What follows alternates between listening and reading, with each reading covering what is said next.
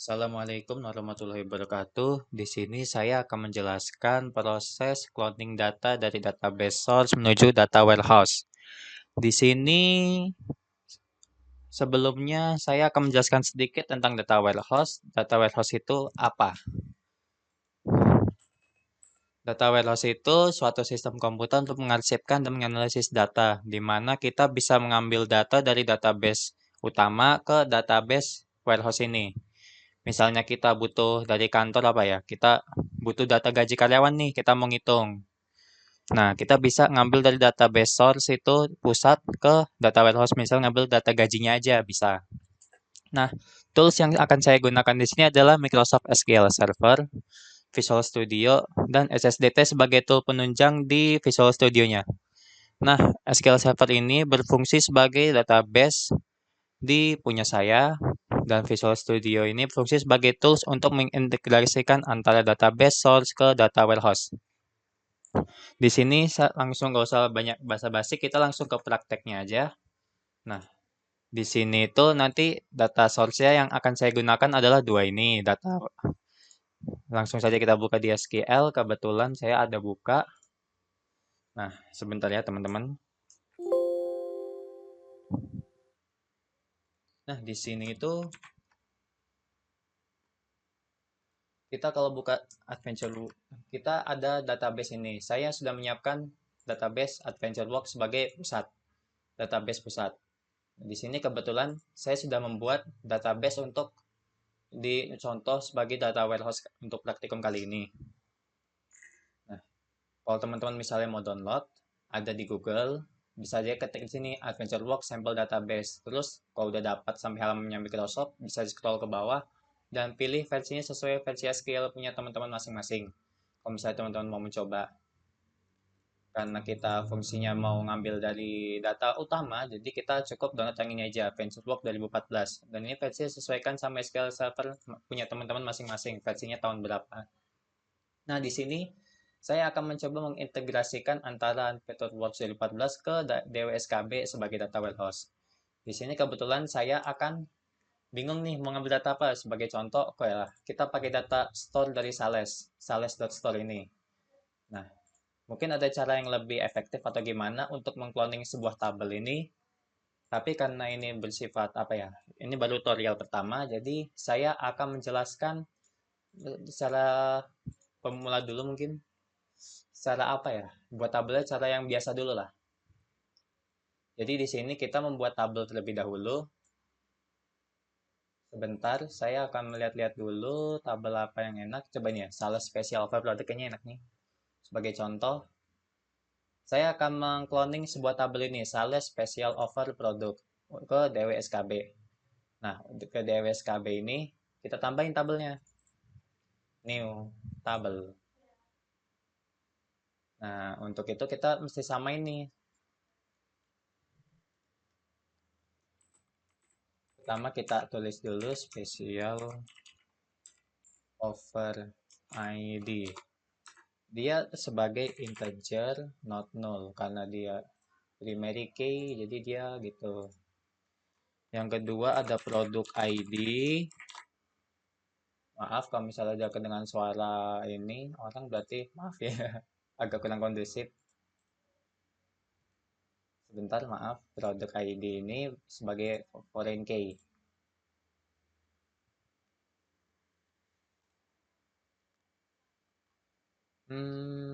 Kalau dipikir-pikir nanti kita harus ngabungin FK itu dari dua tabel.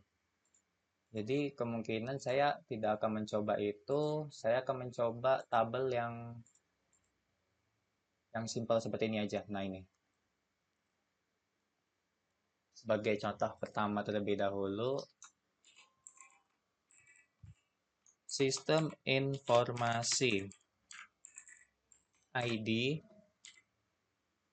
ID-nya gede semua, dia tiny in, berarti sangat kecil. Integernya dia sebagai primary, udah benar. Di sini ada database version. Nah, di sini itu ada varchar not null. Di sini berarti kita tulis varchar 25 Ya 25 ya teman-teman. Pokoknya tips dari ini kita harus samain persis dari nama kolom, tipe datanya, terus allow null node ini disamain juga. Nah, version date, date time. Di sini allow null-nya kebetulan kita hilangin semua. Dan di sini ada satu lagi modified date. Modified date itu date time sama persis ternyata. Nah, sini udah selesai nih teman-teman. Ya mohon maaf tadi sebelumnya saya nggak jadi pakai tabel yang sales karena apa? Karena untuk contoh ini saya niatnya cuma ini pakai satu tabel aja. Jadi kalau misalnya ada FK itu saya harus nambahin satu tabel lagi biar bisa direlasiin. Maka dari itu saya milih yang cuma ada PK doang nggak ada FK karena ini sebagai contoh aja. Kurang lebih mekanismenya sama persis. Cuma saya tidak perlu membuat tabel kedua karena saya cuma sebagai contoh. Di sini kita save terlebih dahulu nama tabelnya sama persis disamain ya. AW build version. AW build version langsung di OK aja. Nah, kalau kita cek, kita refresh terlebih dahulu.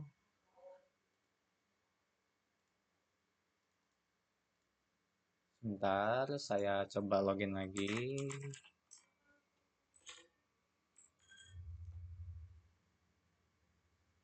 Sudah masuk ya. Laptop DWSKP. Nah, baru masuk. Di sini seperti yang teman-teman bisa lihat, di sini tabelnya udah saya buat persis seperti yang di Adventure Box yang pertama. Nah, isinya kosong nih. Terus sekarang kita sebagai toolnya tadi, saya menggunakan Visual Studio 2017. Mungkin caranya sama visual yang terbaru 2019, kurang lebih sama aja. Tapi saya pakai 2017 karena saya udah punya lisensinya. Kalau saya mau pakai yang baru, saya masih belum ada uang untuk beli yang lisensi baru sih. Jadi saya pakai ini aja dulu. Kurang lebih mohon dimaklumin kalau misalnya caranya agak sedikit beda di Visual Studio baru. Di sini kita bisa langsung buka Visual Studio kita dan kita langsung create new project. Oh iya teman-teman, sebelum kita kan pakai Visual Studio, tapi kita harus menginstal SQL Server Data Tools dulu sebagai plugin untuk Visual Studio punya kita. Di sini kalau teman-teman bingung nanti bisa tulis aja di Google download SQL Server for Visual Studio di Google. Nanti muncul ada halaman Microsoft, langsung di scroll aja ke bawah. Di sini ada sesuai versinya punya teman-teman, mau yang 2019, 2017, itu bisa. Nah, di sini itu yang kita lihat itu cara install ada dua. Bisa pakai Visual Studio Installer. Kalau kita install Visual Studio, kita pilih yang ini, ya dan ini dicentang-centang, oke. Tapi kalau misalnya teman-teman nggak mau pakai cara ini, mau pakai installannya download sendiri dulu. Ini kan kalau ini download langsung install. Tapi kalau misalnya installnya mau teman-teman simpan, pakai ini standalone installer. Ini jadi teman-teman download dulu 1 GB, baru nanti jalanin sendiri kayak offline installernya gitu. Nanti ada tombol ini, itu bisa teman-teman tombol pencet, nanti bakal ke download. Nanti kalau udah, nanti bakal muncul kayak gini. Ini SQL Server Data Tools ini menyediakan ada 4 ini. Yang ini sebagai penghubung ke SQL Server Database ya, udah default ya, nggak bisa dihilangin centangnya. Tapi yang 3 ini nanti tidak ada centangnya. Teman-teman pilih aja dulu. Nah, kebetulan kalau misalnya teman-teman butuhnya bisa tiga-tiganya, nah bisa centang tiga-tiganya. Karena kita nanti untuk proses integration ini menggunakan SQL Server Integration Service, jadi kita langsung dicentang aja yang paling bawah. SQL Server Integration Service dicentang, terus nanti di sini pilih Visual Studio-nya versi punya teman-teman apa, baru langsung install aja. Nanti bakal selesai langsung oke. Beralih, kalau misalnya teman-teman sudah nginstal tuh nanti bisa dicek di teman-teman Visual Studio-nya. Apakah udah terinstall atau belum. Caranya kalau punya saya extension, tools, extension, nanti pilih installed. Nah, punya saya udah ada nih, Microsoft Integration Service Project, berarti udah ada. Saya misalnya pakai yang offline sih, jadi ada kayak gitu. Jadi teman-teman nanti jika misalnya udah ingin selesai SDT bisa langsung ke step berikutnya yang akan saya tampilkan sebagai berikut. Di sini ada create new project, buka aja langsung. Mau dari sini juga bisa. Terus nanti pilih yang installed, pilih business intelligence, terus integration service. Di sini langsung integration service project saja, namanya nanti bebas. Dengan misalnya namanya contoh SSIS.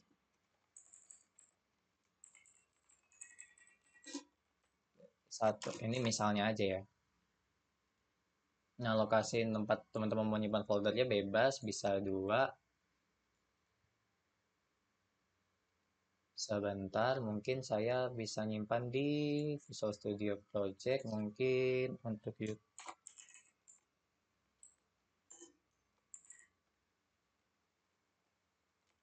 VS Project. Sebentar. Sistem kecerdasan bisnis praktikum. Maaf ya, saya mau jabarin soalnya ini berhubungan dengan tugas kuliah saya. Kita praktikum SSIS 1. Sebenarnya nama projectnya itu kalau bisa saling berhubungan sih, jangan dipisah-pisah gitu. Nanti bakal error. Tapi berhubung karena ini buat contoh ya nggak apa-apa. Jadi di sini langkah pertamanya adalah kita buka di tab Explorer. Sebentar, laptop saya loadingnya agak lambat.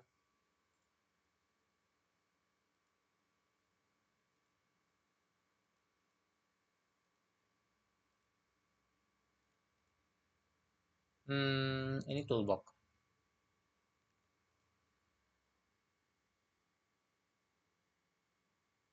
Nah, kalau teman-teman misalnya ada di sini, nanti langsung digeser aja yang namanya data flow task.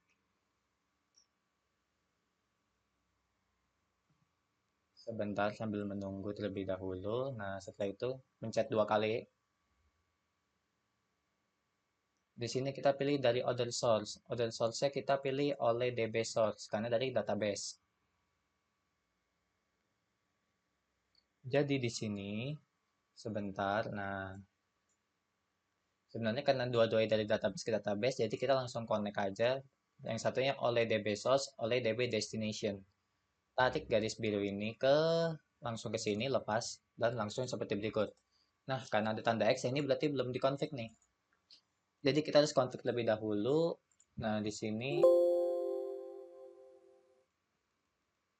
belum ada ya oleh DB Connection Manager ya, belum kita buat. Jadi kita buat dulu terlebih dahulu. Pencet new langsung di sini. Oh iya, bagus nih. Kebetulan belum ada juga di sini. Saya sekalian buat. Kita pencet new. Hmm, ini kadang di punya teman-teman mungkin ada yang bisa langsung mau di sini ada namanya dan kalau punya saya sih nggak langsung auto. Nggak tahu kenapa. Jadi bisa langsung di copy aja punya teman-teman nama connectionnya apa nama servernya kita ke Visual Studio. Berarti saya close dulu aja. Ini langsung di paste aja. Nah, sama ini disamain sampai kita login SQL tadi. Database name-nya tadi kan kita pakai ini AdventureWorks. Nah, langsung tes dulu. Tes connection sukses berarti kita udah berhasil ngambung ke database. Ini udah berhasil langsung di OK. AdventureWorks berarti untuk koneksi ke database AdventureWorks dari 14 sudah ada langsung di OK. Kita pilih tabelnya apa? Tadi kamu AW build version. Nah, kalau kita melihat datanya, nah kita preview dulu. Oh, cuma satu nih datanya kebetulan. Ya udah. Berarti kolom sebentar kita sebelum chat OK kita cek kolom dulu aman ya. Kalau misalnya ada ignore, usaha disamain dulu nih sama ini kanan kirinya sama persis. Nah, kalau udah hilang tanda X yang ini berarti udah benar. Sekarang kita konfigurasi yang ini. Karena kebetulan kita udah buat tadi yang dari 2014, dia langsung ada di sini. Nah, kita pilih dulu database-nya kita. sebentar. Maaf, ini kan database tujuan. Kalau database tujuan itu yang pakai DWSKB tadi yang saya buat tadi, copy paste lagi. Sebentar, maaf. Untuk username-nya disamain aja kayak tadi. Terus kita pilih database DWSKB yang kita buat. Kalau misalnya teman-teman bingung nih DWSKB dari mana, itu create aja sendiri, create new database, namanya apa ya, ini karena cuma contoh namanya DWSKB. Kebetulan saya udah buat, jadi saya tidak menampilkan cara untuk membuatnya. Biasa kita tes connection lagi, di OK, langsung di OK, kita pilih yang penting DWSKB, OK. Nah, tabelnya samain, away build version. Sekarang karena ini database tujuan, kita harus buka mapping dulu. Kita lihat dia saling terhubungnya udah bener nggak. Ini kan dari apa ya, database utama, ini database yang DWSKB. Kita lihat garisnya udah sama atau belum. Karena udah sama kita bisa langsung oke. Tapi kadang ada kasusnya ini dia nggak kebaca, misalnya databasenya jadi ini ignore nih, hilang garisnya kan satu. Nah, kita samain aja nih fetch and date ke kolom fetch and date. Nah, kalau udah kayak gini kan garisnya tadi 4. Jadi kalau kita gini garisnya hilang. Nah, fetch and date kalau udah di oke. Nah, sekarang penentuannya di sini kita cek dulu ya. Ini database yang ini kosong. Sekarang kita akan jalanin project ini. Langsung di start aja di sini, debug. Habis itu tunggu, biarkan dia proses terlebih dahulu. Sebentar, maklum laptop tua, jadi agak lama. Nah, kalau udah kayak gini teman-teman, centang-centang berarti prosesnya udah berhasil. Di sini kadang nanti ada info. Sebentar, saya zoom lagi berarti ya. Nah, kalau teman-teman perhatikan baik-baik di tengah sini, ada tulisan satu row. Apa itu? Itu berarti data yang berhasil ditambahkan adalah sebanyak satu baris. Tergantung dari database-nya, kadang kalau misalnya kita di datanya itu bisa banyak, nanti itu bisa aja tulisannya misalnya 2 row atau 200 row, tergantung dari data yang mau kita ini. Tergantung seberapa banyak data yang ada di tabel database utama. Nah, sekarang kita cek lebih lagi. Ini DWSKB ya. Nih, from DWSKB ya. Jadi kita execute. Nah, udah masuk kan datanya. Persis. Kalau teman-teman nggak percaya, ini data dari sini. Coba kita buka yang Adventure World. Nah, AW build version. Kita select top. Sama. Sebentar. Berarti udah sama. Kalau misalnya teman-teman nggak percaya, jangan deh, biarin aja. Intinya berarti udah berhasil kita masukin ya. Ya, kurang lebih caranya begitu. Nah, kalau teman-teman harus diperhatikan nih, ini kan udah. Misalnya teman-teman stop, baru mau start lagi, pasti error. Kenapa? Sebentar, saya memperhatikan. Nah, bener kan error. Package execute completed with error. Karena apa? Datanya udah masuk kan tadi. Dan selama ininya apa ya, database tujuannya itu yang warehouse itu nggak kosong, ada datanya persis, maka dia akan error. Tapi kalau misalnya ada datanya, misalnya ada nambah data lagi di sini, tapi ini enggak, harusnya sih bisa aja sih. Ini karena kita udah sekali kejalanin, habisnya kita jalanin lagi ininya sama, makanya di error. Ya, kurang lebih dari praktikum ini seperti itu, kurang lebihnya mohon maaf. Kalau ada salah ya mohon maaf dimaklumin ya. Assalamualaikum warahmatullahi wabarakatuh.